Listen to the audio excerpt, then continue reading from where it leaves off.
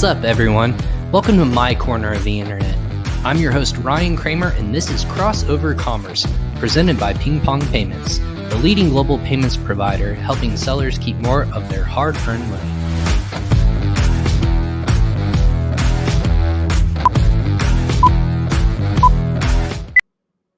Hey, what's up, everyone? Welcome to another episode of Crossover Commerce. Thanks for tuning in. I'm Ryan Cramer, and this is episode 120 of Crossover Commerce. This is my corner of the internet where I bring the best and the brightest in the Amazon e-commerce space and much more when they talk about applying to online businesses and running those businesses like we'll be talking about today. We're going to share our insights on the industry and the most important aspects of making your business grow online. The question about today we're going to really dive into is really how can we grow an online brand and attract quality talent? And really, which job boards are best for which positions? Is there really the right talent out there, or do you need to actually quote unquote headhunt from other companies to get that talent? We'll see. We'll find out when we talk with our guest today. I'm going to dive into the cost of hiring with Anna Shcherbyna of Remotivate, as a guest. Well, as she will explain actually today, hiring the wrong employee can be expensive, and really which employees at scale you should be looking at when it comes to operations. We're going to dive into all of that today. So I titled the episode, Hiring the Wrong Employee Can Be Expensive. And we'll dive into what that means a little bit here in a second or two. But as always, Crossover Commerce is presented by PingPong Payments. PingPong transfers over $150 million a day for e-commerce and online businesses just like yours. We have helped over more than 1 million customers to date now worldwide and have transferred more than $90 billion to date. That's 90 with the B. That's a big number. So we're helping people save more money when that comes to operations, when it comes to paying their VAs, paying their suppliers, manufacturers, employees. No matter what it is, we're going to be helping in that regards. If you're curious for more, go ahead and check out and click on that link below in the show notes or in the comments section and sign up for an account today. Go ahead and click on that and save it for later, obviously after this episode. So that being said, thank you, PingPong, as always. But about our guest today, if it's about just me, this would be one heck of a show, if I could speak today. Heck of a show, but it's about my guests and the people who have expertise in their field. And that's Anna. Anna is actually the founder and CEO of Remotivate, and remote-focused recruiting agency. She is dedicated to reshaping remote recruitment, helping online businesses build and manage remote teams uniquely and sustainably. Her team specializes in hiring specialist managers, developers, and C-level roles, and she is working with many e-commerce brands, maybe like yours. Remotivate actually handles all due diligence relating to candidate communication, arranging interviews, discussing salary expectations, and conducting reference checks as well. This is done for you service in his online businesses with remote teams and uses a customized funnel to filter hundreds of candidates to deliver only the best ones to clients. And his very major focus is actually just hiring on remote centric teams, which obviously is a big topic for a lot of different companies, but we're going to specifically keep it into e-commerce businesses and what her expertise is and what she's seen over the course of her years of doing this. So welcome to Crossover Commerce, Anna Shcherbyna from Remotivate. I told you, Anna, I'm going to mess it up. I'm going to second guess myself anytime I see your name. So I apologize for that. Anna Wick, thank you for coming on today. Ryan, it's a pleasure. Thank you so much for having me, honestly. And no worries. My last name is, I'm even considering changing my last name. It's that difficult. Guys, it's Shcherbyna. It's honestly the simplest last name that you can possibly ever say. I look at it and I want to add more consonants and more vowels to it when I see it. Because at speed, you're like, did I miss something? But hey, that's my fault. A lot of people mispronounce my name anyway, so I'm sure y'all get back. Karma's coming for me, I'm sure, at some point or another. But thank you so much for hopping on. Yeah, it's such a pleasure being here. I'm excited to share a ton of information that might be helpful to your audience. Of course, absolutely. So Anna, we are an international audience. We have people listening all over the world, India, China, Europe, here in the United States, of course. But like you had mentioned, maybe you didn't mention in your bio, but I know you're not from the United States. You might sound like it. You've actually had worldly experience, and you're located in, oh my gosh, we had this conversation before. I'm going to guess it's going to be, it's not Mexico. I want to say it's like, yes, it is Mexico. It is right, look at that. Right now, I am in Mexico, but I am leaving in like 3 weeks. To go back to Europe, correct?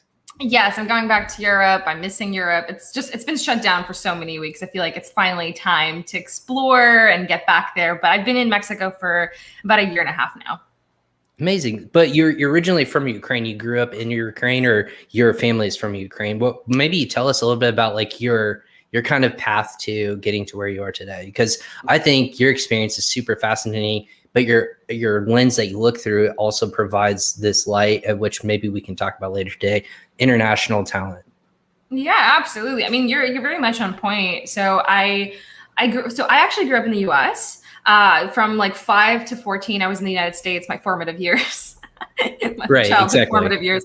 But then we moved back to Ukraine. So I kind of spent half my life in the US, half my life in Ukraine, though there's a joke going around about what part of me is really Ukrainian, and nobody can seem to tell me. It's kind of a funny joke. But the truth is, having to be in a culture, be thrown in a culture, and, you know, at 5 years old, that's being thrown in a culture because you do have certain, you have to pick up a lot and a new language and all of that. And the same thing happened to me when I was 14. I had to pick up, again, kind of a new language. I mean, I knew it, but not well enough.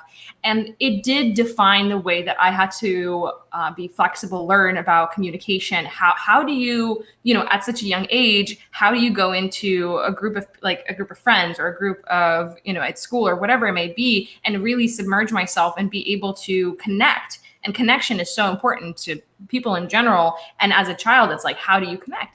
And through the years, I had to consistently improve on that and understand how do I, the communication, the connection, all of that. And because of that upbringing, because of having to grow up in multiple cultures, I'm also half Russian, half Ukrainian, and that's a whole other layer as well on top of that. But it really did change the way that my life started going in terms of my career and the career that I've chosen. So recruitment is so close to me because I got to send people from Eastern Europe, Asia. I mean, that's where I kind of started, Central Asia and Eastern Europe, to all over the world. And the reason I was able to do it quite well from the very beginning, and why I started moving up the ranks in the company that I was working for, was because I was able to really kind of connect on any level, at any culture, wherever a person was from, because of my past, because of what I had to do. I just never thought as a kid that, oh, this is going to be a career thing. And right now, a lot of companies, they do struggle with that, hiring from different countries and cultures. It's like, well, how do I understand a person from a country or culture that's not my own?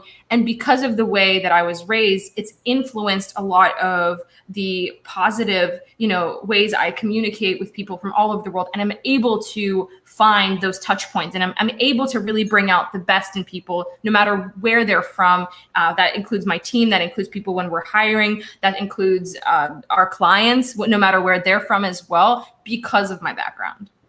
And I think you bring up a lot of good points there, of especially in the industry that our company and I know you help hire on employees is in the e-commerce world. It's not just a one lens that you have to look through. You have to look at through many facets. And we call that localization, right? We have to look at people's culture. We have to look at their how they're grown up, the religious aspects. There's so many different male. You can go be as basic as male, female, but you can go as deep as the culture, how they grew up in, and what speaks to them, and then what can offend them. So I think that would be a very beneficial thing to have in your back pocket, as I don't want to talk to them this way because it might be offensive, or, hey, company XYZ, this is what you actually need to look for, because if you're trying to hire from this portion of the world or represent from this, segment of the world, you need to be very poignant on what you're asking, because you don't want to either put a bad taste in your mouth, but you want to attract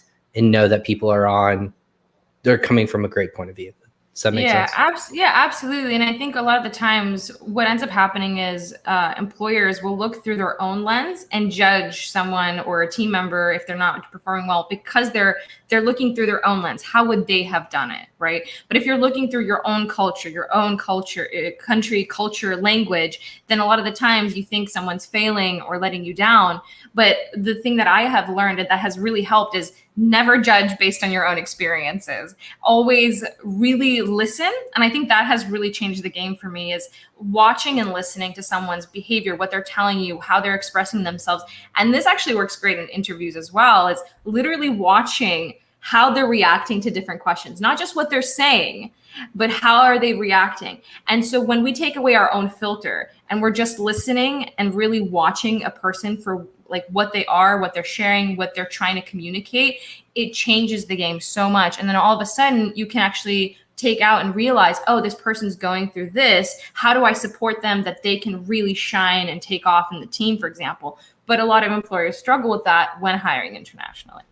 Right. A lot of people would say it's just an old person's mentality, or just someone who doesn't like associate with where people are at nowadays mentally, or just accepting in that regards. Yeah. I think it's very much of that. So I guess in that regards, how did you come into the world of HR? I feel like almost 9 out of 10 or 10 out of 10 people are like, no, I didn't actually think I wanted to go in the world of human resources or hiring or kind of developing my own company to even help with that. What was kind of that journey for you, if you will? Yeah, I mean, you're on point. Most people don't say, hey, I want to grow up being a recruiter. That sounds like a fantastic idea. Yeah, exactly. They're a fireman, policeman. No, I think the reason I kind of came into this is I was actually studying music. My background's in music, which is very, nobody realizes this. Obviously, it's a very in performance or in is it performance music? No. It was opera and jazz vocals. Really? So singer. Okay, gotcha. My wife is a music therapist, which is why I ask. Oh, wow. That's incredible. But yeah, that's kind of my background. And at some point I got invited to just help this company out. They just heard my English and they're like, hey, do you want to work with us? And it was awesome because they actually had me involved in talking to all these international sponsors and clients. They sent people from Eastern Europe and Central Asia to different exchange programs. So you must be familiar with like work and travel, au pair, work in China, or like teach English in China, hospitality in Australia. And so I got the opportunity of really growing in that company and developing new programs such as work in the Emirates. We got to do different job fairs. So I actually got to do international and remote recruitment way before it was even a thing. And I even made a joke about this recently. I realized I actually never hired for an in-office position. Like I never had anyone come in and be like, okay, do you think you're going to be a good fit for our team? Like I never had that. I was always hiring for other people. I was always hiring remotely. I was always hiring internationally. And this was, 2012. Right? This was many years ago where this was happening. You were so ahead of the game. I didn't know that I was ahead of the game. This was just something that was normal. And for these kind of programs, how they were working out. So that's how it all started. And I worked for that company for 5 years. I helped them grow quite a bit. We developed a lot of programs, did dozens and dozens of job fairs. And then I moved into the online space. And that's where things really came together because I got to see, and also my background's operations and recruitment. And that was always side by side. So I started working with a lot of online business owners. And so it was really cool being able to take this background I've had in international recruitment, international communication, understanding and connecting with people of all countries and cultures, and then bringing that into the online space and learning, of course, kind of new ways of recruitment, but still having a lot of the mentality of, okay, how do I want to do things differently? And that's a lot of the foundation that got me to, or that's the foundation that really built into Remotivate, because all the things that I learned from being in kind of like old school recruitment, even though it was remote and international, it still was very old school. And growing up in that, I was like, okay, what would I do differently? What was it something that I really didn't connect with and I want to do better? And so a lot of those things that I learned, and then obviously the things that I learned from hiring for online business owners really translated into building the business and why it came to be. That's amazing. So you actually had a similar connection to one of our past guests, Nate Ginsberg. You worked with him, or you were an employee of his, or an Yeah, I employer of his? worked for him. He was actually the first, he was actually the reason I got into the online space. He invited me through Upwork for a job. It was just like some random job. And then all of a sudden we got to talking. He was in Kiev and he was like, well, what if we work together? And I'm like, okay. He's like, I have a ton of projects and jobs that I'd love your help with. And then it just, the kind of ball started rolling and it was amazing. I got to see a lot of the way that he does recruitment, which is incredible. Like the way that he really connects and perceives people. He has an incredible gut for recruitment. So I got to learn a ton from him as well. And being able to take the things I learned from him and then future jobs, as well as my entire background in kind of a different space, and being able to take all of that into Remotivate. But he was a huge catalyst in how I got into the online space and all of the new perspectives and a lot of the things that I got to learn about online business.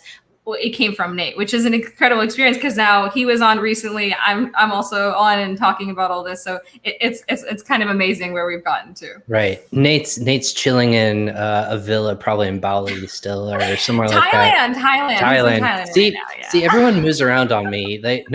People just need to sit in the same spot so I can just pinpoint where they're going to stay for the rest of my existence of doing this show. So it's always hard to pinpoint. Okay, so maybe that's a natural segue, right? People around the world, there's too many places for one person to even think about this person's here, this person's there. Yeah. From a recruitment perspective, I'm an employer, and we talked about this a little bit yesterday on episode 119. His name is Yoni Kaminsky. He actually works for Multiply Me. His company is Multiply Me. We talked about a lot of talent out there. You know, it could be in competing businesses, and there's an aspect that you might have to recruit away from a business, both the positive and negatives of that, as you might know. But your aspect, if I remember correctly, you preach that there's an abundance of talent out there. You just need to know where to look for that. So maybe we can dive into that. Recruitment or headhunting versus looking for talent and knowing where to find it out there, and maybe it's not with your competitor. Where do we go from there? Yeah, it's such a great question because I think headhunting is very, like, it has its place, but I think the world has shifted so much in the sense that now there are so many more job opportunities, whereas there are more and more people going into the online space. And so headhunting, I've seen it, I've done it, and I just don't approve. Again, it's because a lot of the times I've tried different aspects of recruitment and I saw what works and what it didn't and why. And the reason why I say this, and I'll go into this a little bit, is headhunting right now anyways, it takes a lot of time. You're sitting on LinkedIn, you're going after people who might not even be looking for a job, and you're trying to get them out of their job, which again, old school, makes sense. I get where it was coming from this, scarcity mindset. There's not enough people, so we need to kind of get them out of those jobs. But right now in this market, there are so many incredibly talented and available people, especially now, post-COVID, there's so many people going remote and they want a job. And so the way that we go about it is slightly different. And I just saw way more results. My entire team have seen so many more results, is sourcing by inviting candidates from platforms that are actually designed for jobs, right? So job boards rather than LinkedIn. And I think what people don't realize is LinkedIn isn't a job board per se. It's a professional social network. Okay. And I get that people look for candidates there and people mention that they're hiring or the candidates are looking for jobs, but ultimately it's not designed it's not a job board. That is not its ultimate goal. So people aren't just there looking for a job. Some people are, but it's not the ultimate goal. It's kind of like looking for people to hire on Facebook. Yeah, you can, but what's going to be the result, right? And so what we do is we actually go after the job boards that have open, you have access to the candidates, and we're inviting candidates that are on those platforms that are available because they're on those platforms. So they're looking, or maybe they do have another job, but they are telling you, hey, we're on this platform. We are looking for other opportunities, or we're open to other opportunities. And by going out and inviting candidates manually, which is a little bit of a hassle up front, we found that the people that are applying are not just people that are, and I'm not sure how to put this, but a lot of the times people that are applying on their own, usually they're I don't like the word desperate, but it means that they're just hungry for whatever opportunity they can get their hands on rather than being the right fit. So a lot of the times when clients come our way, they say, well, we got 100 candidates apply, but they have no qualifications for this position. We have no idea why they've applied. I know exactly why they're applying, because they want a job and they're applying for every opportunity out there. But the people who are qualified, who are going to be actually a good fit, they're probably busy. They're probably developing their skills. They're probably working at a job. Yes, they're open for opportunities. They want an opportunity, but they're probably not sitting there hours on a day applying to every single job on every single job board. It probably isn't happening. And so we truly believe, and we've tested, that there is an abundance of amazing candidates if you're looking at the right place and you're investing upfront and inviting these candidates instead of trying to kind of post and hope for the best that these candidates will apply, or running an ad even on Facebook, which to me is just, I don't approve of, maybe for bigger companies, but for smaller businesses, I'm just like, please don't waste your money. Well, see, this sounds different than the whole passive versus active recruitment. This seems like a third leg, if you will, of you're actively inviting people, but you're trying to build this network of individuals who might be in a position for a job. Like, I thought there was a good point yesterday in what we were talking about of, there is talent, and people, if they have a job, right, they're not going to be actively looking or applying. It might be passively, or if there's just a good opportunity. For myself, coming into this position, I was quote unquote recruited. It wasn't something I was actively looking for, but it was an opportunity that someone said, I know you're familiar with this opportunity. This is what we have defined as what we want this role to be. I think you might be a good fit for what this definition is, maybe even more. Would you be interested? And it's almost like a passive active kind of mentality. That's kind of that's kind of what this reminds me of. Is that, am I on base or am I a little off? No, I think you're definitely on base. I'd say that the difference between headhunting and kind of doing what I mentioned is, yes, it's similar, that some people might still have a job, but the difference is with LinkedIn, you're there trying to convince them. Whereas when they're on a job board, yes, they might be passive, but they put their application on there. So it's a different mindset. You're inviting them, but you're trying to sell them. The job post itself is selling them. The information is selling them, but it's not you trying to sell them and trying to, let me tell you about all these amazing opportunities, why you should come work for this company. We're not doing that. We're inviting a lot of people, and we're looking for hungry, motivated people. So actually, when we get to the interview phase, I asked something along the lines of, well, why did you decide to apply? They're like, well, we're invited. We were invited. And some people do say that. But to me, I do a follow-up question. I say, okay, you were invited, but you probably were invited by other people as well. Why this company? I want to see that they're hungry and interested in this position, because if they're just there because they were invited, which a lot of that's what headhunting is about, right? You've convinced them to talk to you. Then who has the upper hand? The candidate has the upper hand. And so, but how is that going to do well for longevity, right? And we're looking for long-term staff. So if a person's like, yeah, convince me that I should work for you, that attitude, will it last long-term, or will that person then just be recruited for another position somewhere else because somebody else convinced them? Whereas if the candidates that are going to be applying, even if they were invited to the job boards, if they're applying and they're like, yeah, well, I checked out the website, I really connect, here's why I connect, I'm so excited, I feel like this is exactly long-term what I was looking for. And I think based on the job description, the opportunities here, like, this is what I want. And you can see their passion, and you can see that they want to be there. And that's a huge difference from, like, you invited me, tell me about your opportunity.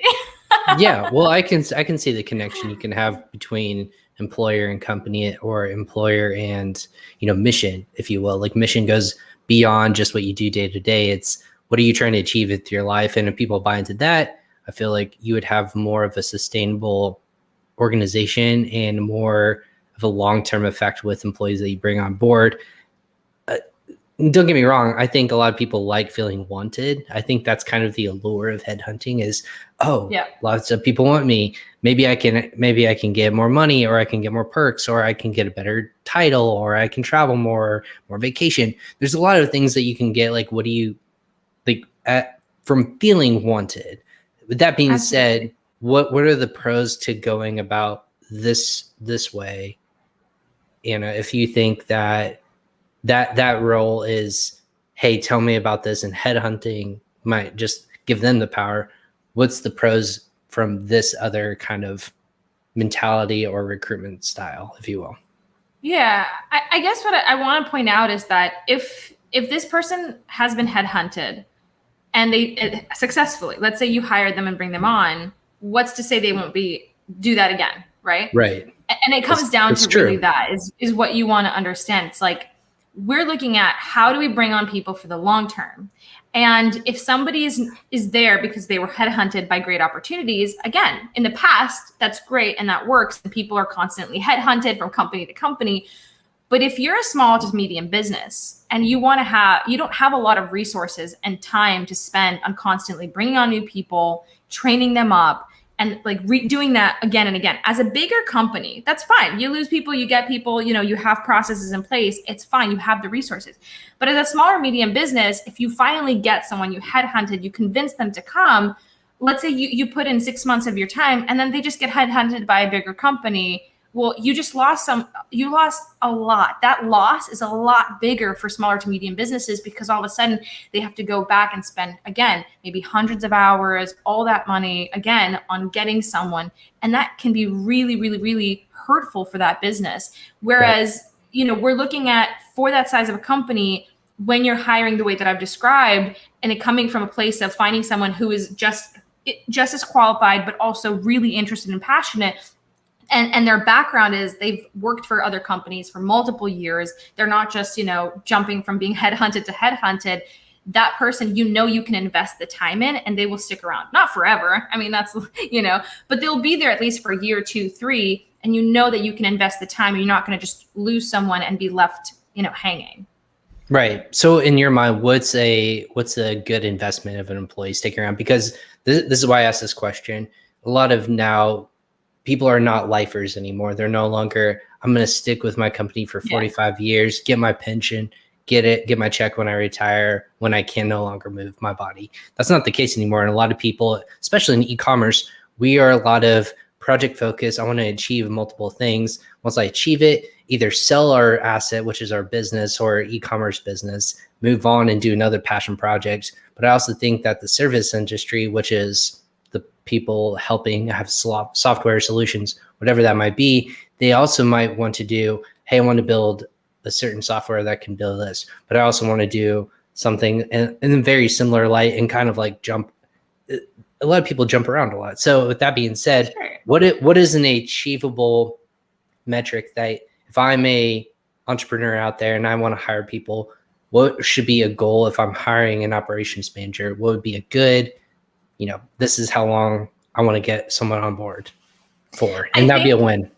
Yeah, absolutely. In terms of time, how long you can expect for them to be around, realistically, you want them to stick around for at least a year. Like that is ultimately what you want to go for. That's the ultimate threshold. They're like, once we hit a year, we've done it. Like we did a good job. I think so, because 6 months, they're still learning, like they're still like getting incorporated in the business and the team. So the first couple of months, they're going through training, they're figuring, who you are, what you want to do in the business and all of that.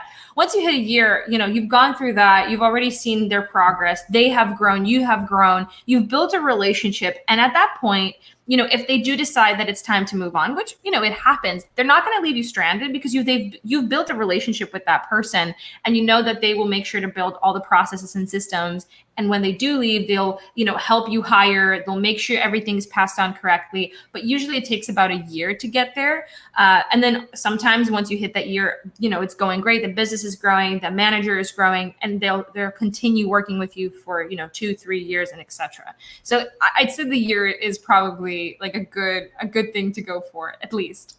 Right. What's the what would be the negative in terms of, you said it's costly to continue hiring on? Is it mainly just the time aspect? Because money's money. It's going to be in that position. It's earmarked for that person no matter what. So is the biggest loss in this regards if someone doesn't stick around a year? Is it the time aspect?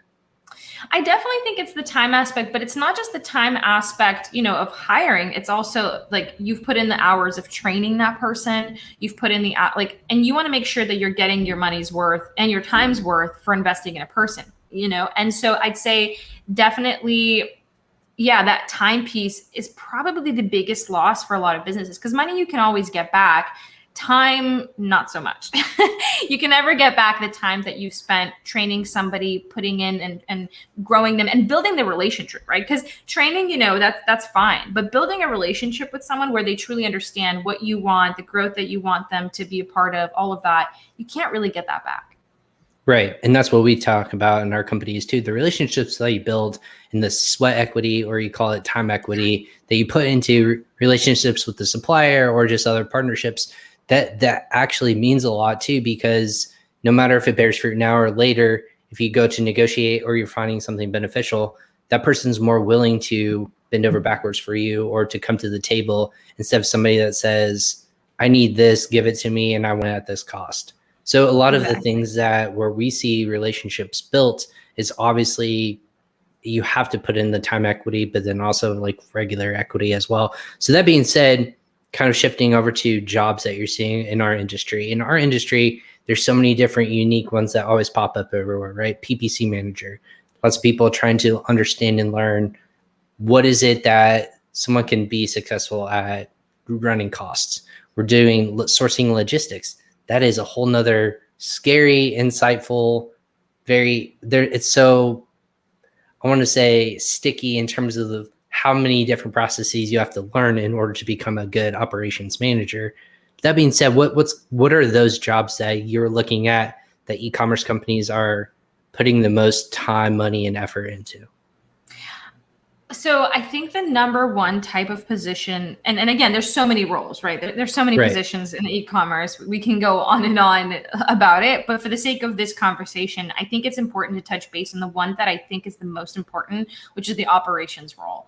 And there's different layers and there's different levels, but I think that's the position that once the company, and some companies are very aware of that need, and when they get it, it's transformational. I've seen this in e-commerce businesses happen over and over as we've hired for them. But some companies are not aware of that need. They think that they need someone to do the processes, and they see the different responsibilities and tasks, but they haven't named it an operations manager, right? They called it a VA, a PM, anything, but they haven't called it an operations. But at the end of the day, that's what it is. Somebody who will come in and really help you. And again, there are different levels to it of level of responsibility, level of experience, based on your team size, your budget, and the level of independence that this person will have. But at the end of the day, they will be one way or another connected to your operations and helping the business run smoothly, making sure your team is being utilized properly, making sure customer support is being taken care of, and that like the different aspects of the business are being run properly. So I'd say operations is probably if not the most important piece that needs to come in for a business to really take off and grow quite like fast after that. Well, you just named a lot of different moving parts under that one role. Is that a role that, because it's so important, that a lot of people are just either tentative or it's expensive, or not a lot of people have that experience to effectively manage a team at scale or just do it all themselves? Is that what's the number one thing that you need in an operations manager, I guess is what I'm asking. That's such a great question, because I think with an operations manager, it isn't just one thing. Like, I know that's not the answer you were looking for, but it's just not one thing. There are many, many different aspects to an operations manager, and it comes down to figuring out what are your needs, right? So are you looking to have somebody help with the finance, with the HR, with the delivery, with the customer support? And that's what it really comes down to, figuring out what is that person going to be helping you with. At the end of the day, it's processes. Like, I know that's very generalistic, but it does come down to that. Operation managers help with improving processes, creating, managing, and executing on the different processes. The question is, what are the processes that are needed to be managed or created in your business? So that's what it really comes down to. Very cool. Well, I mean, in that regards, I think you want to make sure you're the cogs in the wheel, right? You're making sure everything is connected, and you want to make sure that goods are getting out the door. I'm ordering in time. I'm making sure, you said customer service, which is a whole nother ballgame, making sure people are happy. Exactly. If something is wrong on your end, there's a lot on that plate. What would be one characteristic, and I asked this question yesterday too, when we were talking about hiring for roles, what's one characteristic that you think employers put in their job descriptions that you find either unnecessary or just just not needed anymore, whether it's the amount of time that they have experience in, or just looking for a certain characteristic in a role? I would say, so two things here. I'd say the thing that is probably not needed that some companies still do, and they're moving away from it, but it still comes up, is bachelor's degree in business or MBA. And Perfect. that really is it. Like, you don't need a degree to be successful. You need skill, you need experience, you need like being a good problem solver. And that's actually something I wanted to mention that is a really important thing to add to your job description and test for. Something that connects all operation managers, and that's kind of coming back to this as well, is they are problem solvers. There's different areas that they're problem solving, but at the end of the day, these are people you're bringing on to help you solve problems in your business. I mean, it sounds so simple, but it really is that. As a business owner, your goal, and it should be anyways, is to be growing your business. But there's so many things happening on your back end that need problem solving. And so you're just ripped apart into different areas and you're spread thin. But when you get an operations manager, they are problem solvers. They're not just people you're going to give tasks to do. You're going to tell them, hey, we have a customer support problem or customer service problem. People are not happy. Or our team is really struggling and overworking. What do we do about this? Are they being overutilized? Do we need to hire? You're giving them like actual problems to solve. And from their experience in the industry, from their experience in recruitment or marketing, whatever it may be in the different areas, they are there to help you solve problems on like delivery and your back end, the day-to-day back end. And that is ultimately what an operations manager does: solve the problems of the business. Right. Professional puzzler, if you will, of there you go. that thousand piece puzzle and you can put it together. But unfortunately, the puzzle pieces are all white. It's the impossible puzzle that I see out there all the time. People are just constantly like, all right, it's going to take some time, but you have to put it together quickly. Is that another thing that maybe people overlook, is the speed at which you can overcome a problem as well? Is that important, or is it just the aspect of I can think through it? I might have to go my own route, because a lot of people are different thinkers. Does that make sense? I might get there at the end, but is speed an actual component of this as well? I think business owners generally think things move a lot faster than they do. And I talk about this from my own personal experience as a business owner. I can speak about it right now too. Right? People are like, fix this problem and let's get $3 million out of XYZ and let's do it tomorrow. And I'm like, what are we talking? Are you sure? Like, I don't think that's possible. Yeah. Or like, let's talk, setting setting expectations. How does one come in and say, I'm a good fit for this role, but I need to set expectations from the get-go? Is that an important aspect for a good working relationship for project managers and like entrepreneur or CEO or whatever that title might be? Absolutely. The expectations that you set from the very beginning will define the trajectory of the relationship.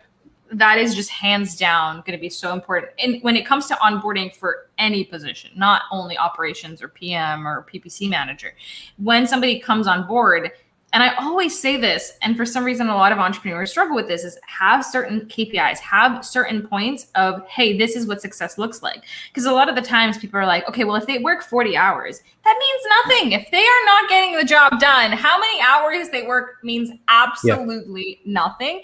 And so it always comes down to figure out what success looks like for that position, for the first week, for the first month, for the quarter, whatever it may be, and make sure the candidate knows what that success looks like and be as specific as possible.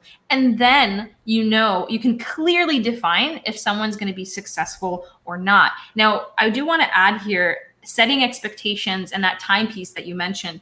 A lot of times entrepreneurs or business owners give a certain expectation that it is probably unrealistic. It happens a lot, right? We want this done in a week.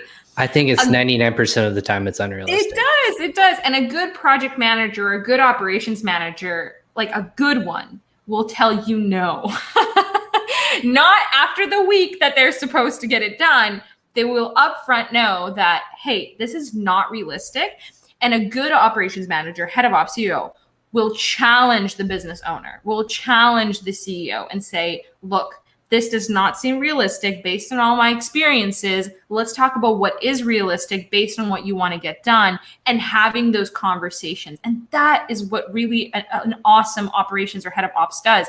They bring that balance to the business, where entrepreneurs are always setting crazy timelines and expectations that are never delivered on. And then they get frustrated why it's not happening. But because they don't have anyone to say, that's not realistic. Right. I think that's super important too, because it's a communication style that you need to set from the beginning. You don't want to be a month in and say, oh, actually, that's not a possibility. I need at least like 3 more weeks or 6 more weeks or something like that. You've peeved off your employer. You don't feel like you have lived up to expectations, or you knew from the beginning and you just didn't figure it out. I think that's why my favorite question to ask to potential employers or employees is, what do you want to achieve in the first, week, 3 weeks, 3 months, 6 months, year? What does that look like? Because from my perspective, if I'm an employee going, or potential employee going into this circumstance, this is what I think. If they can't forecast what they want this role to achieve in the first year or couple months, they don't know what this role is going to want to do. They have no clue of what is going to be defined by this role. And I think that's a red flag for me as an employee, potential employee with this company, is if they can't forecast what they want to achieve in the upcoming year, whether it's KPIs, goals, achievables, or, hey, this would be nice if we could do this. Even that is a good indicator of what they're trying to move towards. That's really hard to attract good talent, I would think. Instead of someone being there, they're like, okay, sounds good. Like, I'll cash my checks and show up every day and just put in like time punch, essentially. I don't think that's what a lot of people want to do. No matter what time it takes, they want to know that they're going towards an ultimate goal. So that being said, is there anything you wanted to add to that, or that was more of a thought question? Yeah, no. It's a good point. You mentioned it from the employee side, but I think from an employee side, a lot of the times people don't really think that through. Like, a lot of people who are starting out or just a few years in in their industry, they're not really thinking about asking those questions from their employer. So I think, that you brought that up. It's something employees should do. But I think the problem actually comes up way more on the employer side, because they hire someone with certain expectations that they don't communicate and they don't discuss or agree upon. And then 3 to 6 months in, something that I hear is, well, we hired this person and they're not doing well, but we're not really sure why. And they don't really, they want to let them go, but they don't really know how to communicate that or why that happened. But it's because of those, lack in those expectations or what success looks like, because they see the candidate more as putting out a fire. Like, the mentality as an employer is, I'm hiring for them to do a certain task or put out a fire. It's not, I'm hiring this person because I want this to be successful, and here are the metrics. Most employers don't think of it mindset. They're thinking of, what fire do I need to put out? What task do I need to get completed? Well, see, and that's a reactionary mentality. That's something that a lot of people struggle with. And I personally have gone through many reactionary managers, employers, where they're like, hey, this effectively, like, we lost a bunch of subscriptions, get it back. Or instead of how do we effectively keep those people on longer, or how do we make it more valuable in this aspect? Reactionary management, in my opinion, is the quickest way to lose your either title or your trust from employees or your board or whatever that might look like. And, not calling out anyone specifically, but just as all the different industries I've been in, if you're reactionary to some sort of pandemic, for example, people, if you have to react to that way, then you might be 3-6 months down the road before you've problem solved. But if you've been forecasting, say, worst case scenario, if I'm selling on Amazon and I am just selling on Amazon, what if all of a sudden Amazon just shuts down, which actually happened for a lot of sellers? How am I going to be sustainable? Worst case scenario, if like my ship comes into port and I can't get it in the actual 3 months, and maybe it's sitting there for 4 months, or there's time periods where you say, what if, and you're planning for the worst case scenario, but be pleasantly surprised by the best case scenario, and kind of operate under that, guys. I think that's where you see the best managers and employers versus the people who just stay stagnant or they just stretch it out as long as they can and say, you know what, I didn't actually achieve everything I could have. Absolutely. And I think something important to note here as well is that when you work with startups, they can't really think long term a lot of the time. Right. Or You smaller have what's called a runway. You actually know how long you can operate for until you run out of money. That is an actual beautiful thing to an aspect or to a component of, this is what we have to do in this component of time. These are our goals and metrics. Otherwise, we won't be here anymore. Like, that's kind of a beautiful thing in my mind, but it's also a very scary thing for a lot of people. So sorry to interject there. No, absolutely. But you make a good point. But I just also want to mention, like, there are startups that, or smaller businesses that actually just don't know. They don't, like, let's say they didn't receive like a chunk of money. They're just running on their profit. They don't have that long-term view. They don't know what's going to happen in a year. But in those situations, because that's what they say, they're like, Anna, well, how can I set expectations for a year forward or 6 months forward? I don't know what's happening tomorrow. But you still can plan for a month, right? You still can take a chunk of time and plan for that, and then communicate success to your team members according to the time frame that you can look into, right? So let's say maybe things will change every month because the profit might change every month, or your revenue is different, and you have to adjust based on what's happening in the business and be more reactive. Like, it does make sense, but you still have a month, or a quarter. You can still plan. And so in those situations, for those smaller businesses, I say, well, take whatever time period that you can plan for and communicate that to your team. Have a team call every month if you need to, and make sure you're checking in what success looks like, what are the goals you're trying to achieve, and then who is actually succeeding in those goals and who's failing, and making sure to communicate that on a regular basis, not like a year in and you're like, yeah, Peter, you've been not doing so well all year. Like, it needs to be consistent.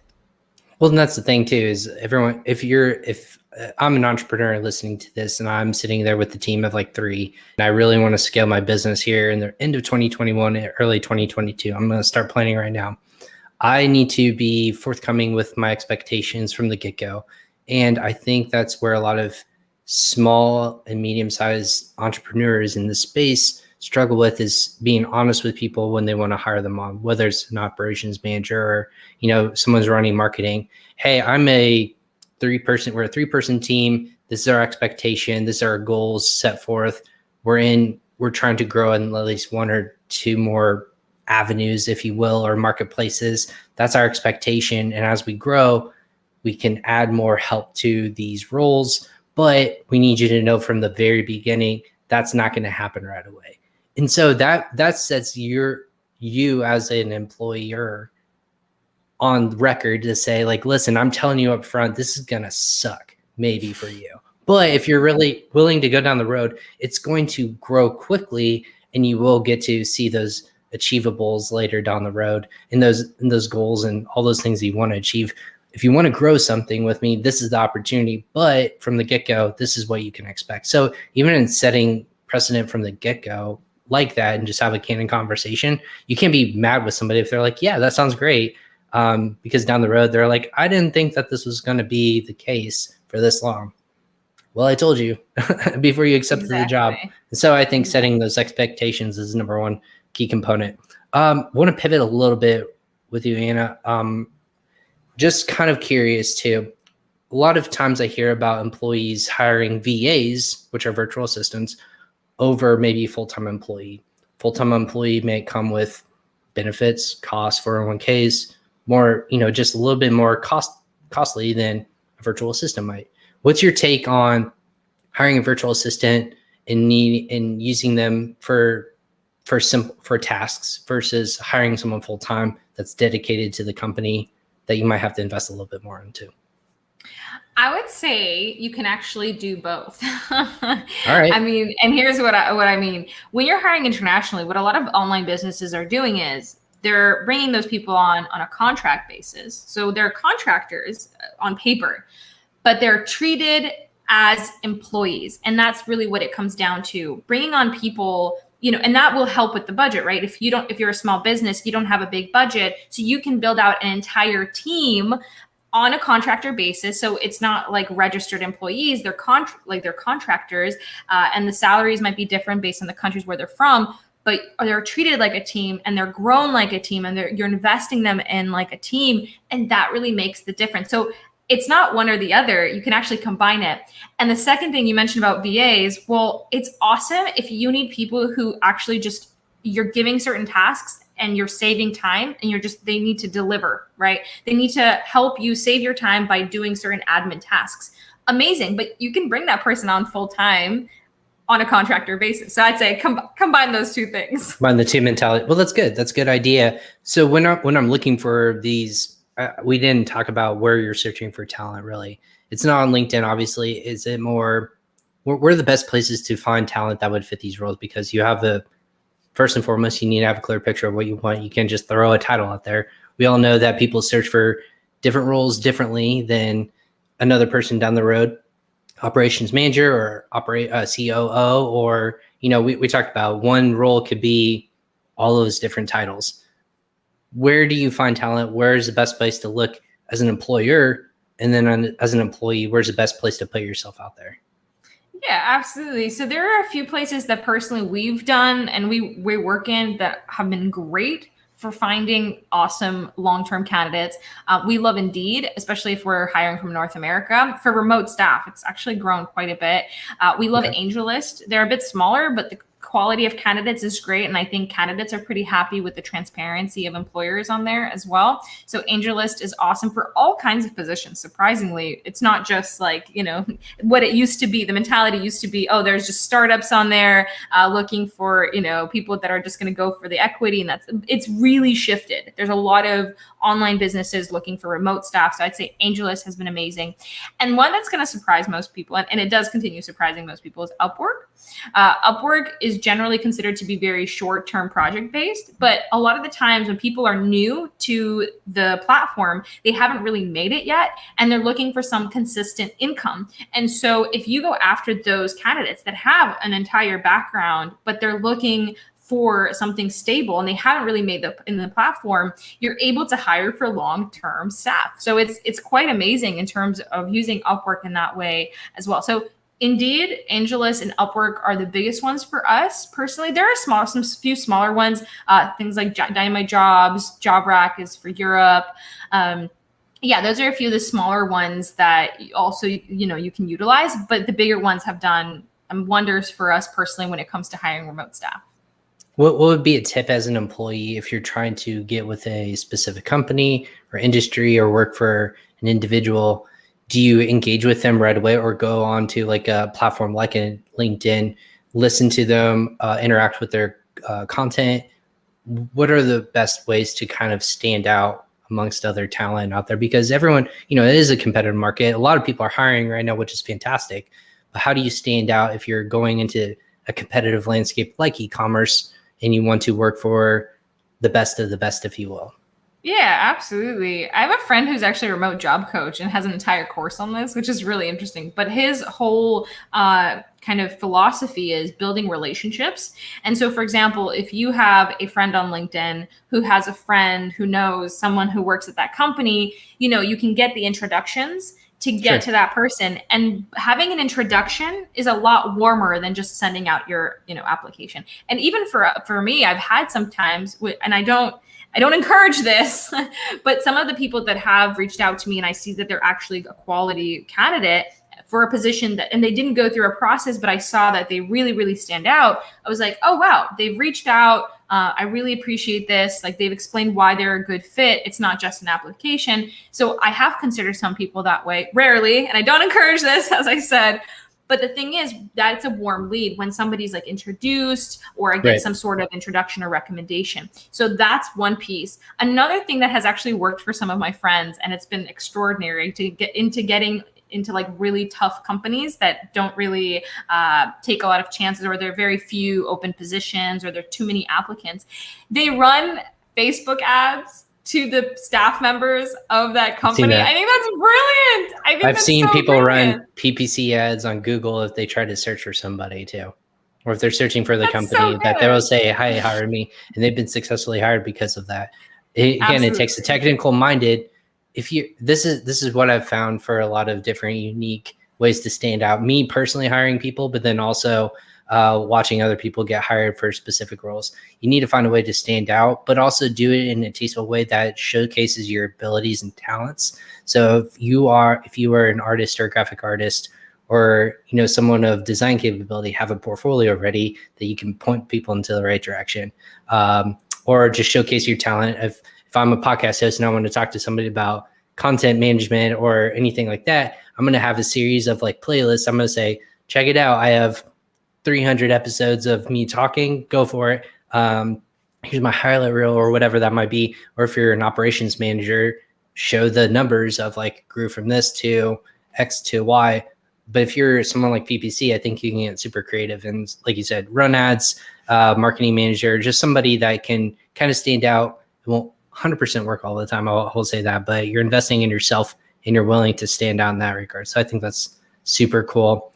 Before the top of the hour, I just kind of curious to say, what do you think that as remote hiring continues, and I don't think it's going to slow down. You might see an initial dip, but I think that remote hiring is here to stay. We talked about Upwork. We talked about all those different platforms which we partner with. What does the future hold for remote hiring? What do you think that looks like for the rest of this year going into 2022? Oh, that's an interesting question. I think innovation and this industry, and I'll explain why I say innovation. This industry is so behind. Recruitment is so behind. And I even give the example of there's a company, like a 9-figure company that came to me a while back, and they work with like Hayes, and they're like, well, we usually work with these, multi-million-dollar recruitment companies. And then I asked them, like, why are we having this conversation then if you have, these huge companies that are doing recruitment for you? And the answer is they don't know how to hire remote staff. They don't know how to hire remotely internationally. A lot of recruitment companies have always hired in a particular city, in a particular country, for a particular position, let's say for a developer.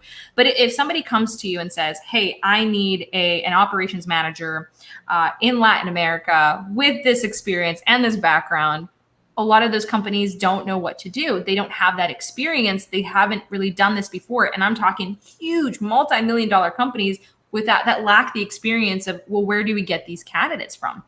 And so I really believe, especially in this coming year, in the next, 6 to 18 months, a big thing that's going to happen is the recruitment space in general is going to become more innovative. It's going to start pushing because they are now, it's not a point of if they can do something. It's they need to adapt or they will die. Because everyone's going remote, people are going international, people are going to be starting to hire internationally more and more and more. And these companies have to become more innovative, more forward thinking, more adaptive, or they will fall behind and go bankrupt, because obviously the needs of all over the world of employers are changing. And so those are some of my thoughts regarding where we're going. No, absolutely. And then I would also add on to that resources to support those international employees, right?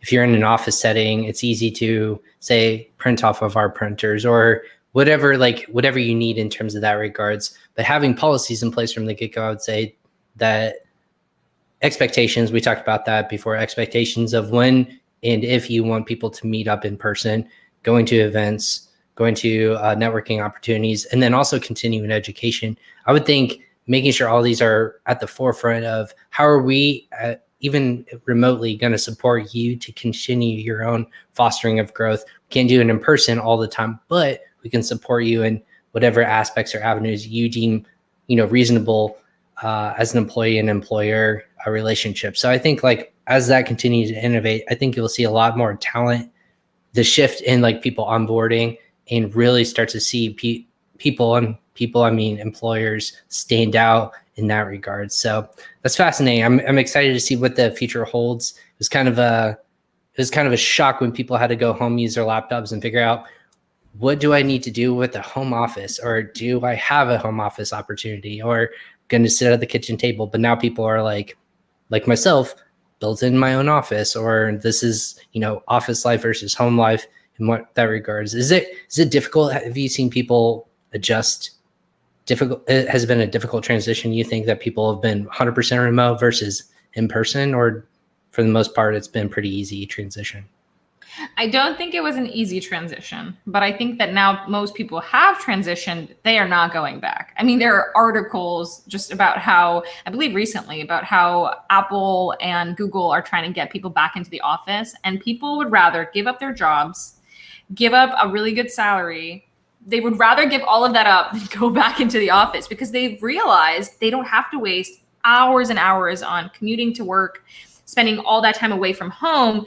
And it's giving up their balance of life. And they've learned that they can be more productive at home, because all of a sudden they can choose different hours that they can work. They can take an hour and go to the gym. They have so much more possibility and so much more balance and more productivity. And once they've realized that, even though it was a hard transition, once they realized that, many people are not going back. They are not willing to go back. They would rather find a new job than do that. Yeah. Word of caution for all employers out there: make sure that your employees are happy with it and not forcing them to go back. It might have to be a job that is in person, and a lot of us understand that. But if that's the case and you don't have to, and you can do it effectively remotely, start thinking about that, how to put systems in place. So that's awesome. Hey, where can people, not to shock everyone, hey, everyone, where can people either learn about you, Anna, or connect with Remotivate? Where can people, connect in that regard? Yeah, absolutely. So the best way to connect with me, as well as what we do in getting extra help with remote recruitment, is via our website, letsremotivate.com. I would say my LinkedIn is also a possibility, but trying to spell my name out will be very difficult. Guys, there's lots of S's and H's in there. I'm just kidding. There are quite a few. No, if you're watching this on LinkedIn, actually, we tagged Anna, and that is completely. Just click on her and connect with her. Follow her as well. Good content as always that you're posting out there. What's something you're working on personally moving into the remainder of the year? Is it something that you're personally on for the company, or yourself, or what's that one thing you're working on? Well, one of the things that we're working on, and I guess this is more of like things to come, so to speak, is we've done a lot of work for employers and clients, but something that I'm very passionate about and hope that we're working on these projects, and hopefully we'll be able to do more for the candidate side, helping more and more people learn how to work online, where to post, how to interact, what to do with an application. Like, all of that is something I'm very passionate about, just because of my background and all of my stories. And so I really want to give more people information, access to that information and knowledge, so they can start working online as well. So those are some of my to come goals. It's not tomorrow or in a week, but it's, months down the line. I'm really looking forward to working on those type of projects. You've approached your manager and you've set expectations, right? There you go. Exactly. Bringing it full circle. You've told yourself, this is my expectations for myself. So you're very much, yeah, exactly. You're all on the same page. And also I would be remiss to ask, with this kind of going on worldwide right now, as we're currently speaking, it's Prime Day with 2 days of epic deals, June 21st and 22nd. Not sure if you're a big online shopper or have bought anything yet. What's kind of your thoughts around Prime Day, or any sort of like quote unquote holiday in the e-commerce and Amazon space?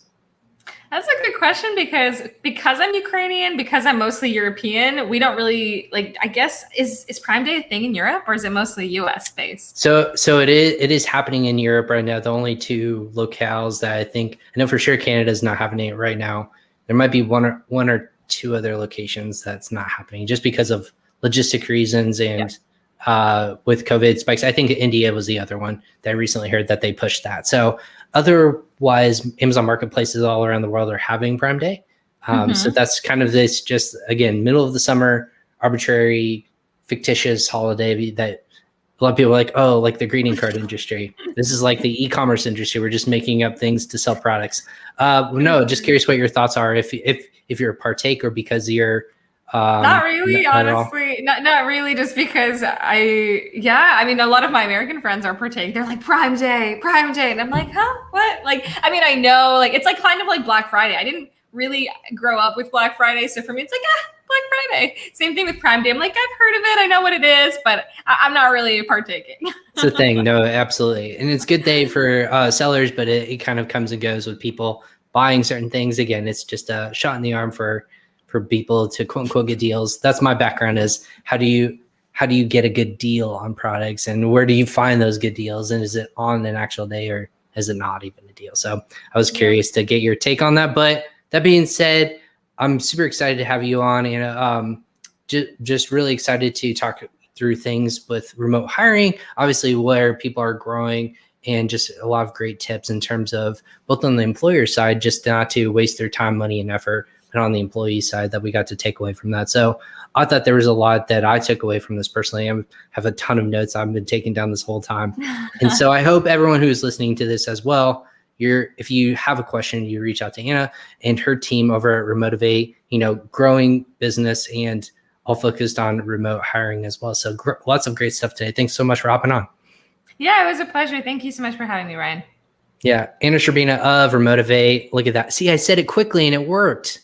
Oh my gosh. Yes. I didn't even not think about that, but thanks for hopping on Crossover Commerce.